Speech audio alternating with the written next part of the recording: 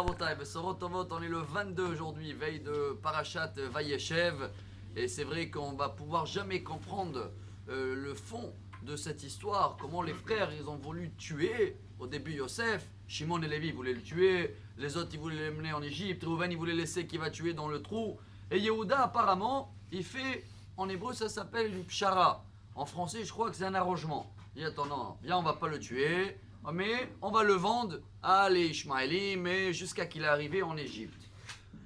Sans comprendre quelles étaient toutes les raisons, on a partagé quelques âmes, on va pouvoir jamais comprendre. Le résultat que chaque Kippour, on devait faire 2 sacrifices dans le temple qui pardonnent les 2 plus grands péchés dans le monde.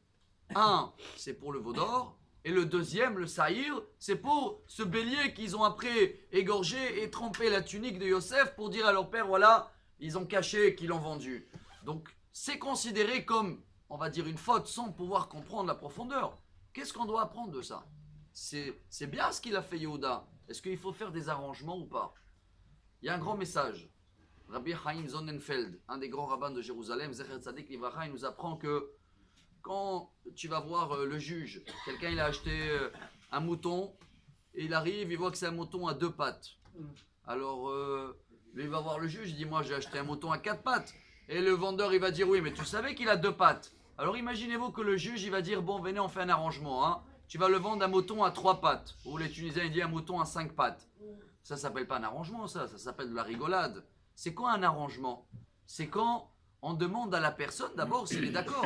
Quel arrangement c'est si on ne demande rien à Yosef le pauvre ? On ne le demande pas. Donc Yehuda il prend un arrangement que c'est lui qui a décidé, mais est-ce que les 2 côtés ils sont d'accord ? Dans notre vie c'est pareil chers amis. Il y a des moments où il faut faire des arrangements. C'est quand les 2 cas ils sont bien d'accord.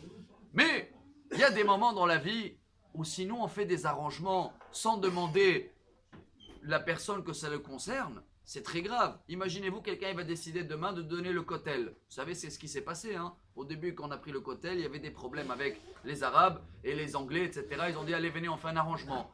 Dites que le kotel, il est à les Arabes. Ils sont partis voir le Rav Kook, Zecher Tzadik Livracha. Il dit, écoutez, je veux bien, mais le kotel, il n'est pas à moi. Il faut demander au patron, quoi.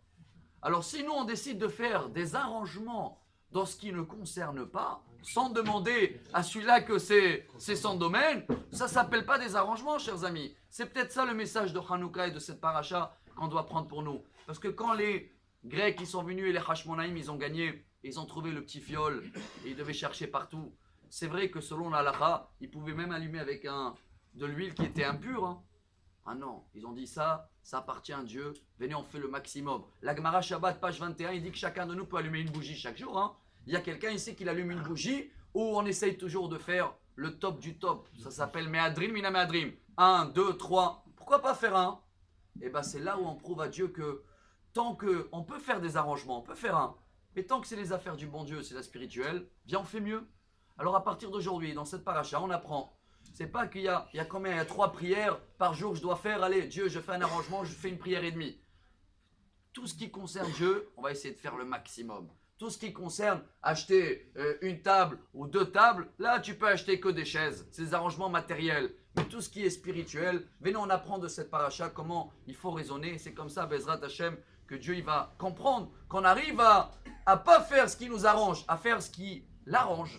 C'est comme ça qu'il va nous amener Mashiach, qui va nous arranger à nous tous. Shabbat Shalom.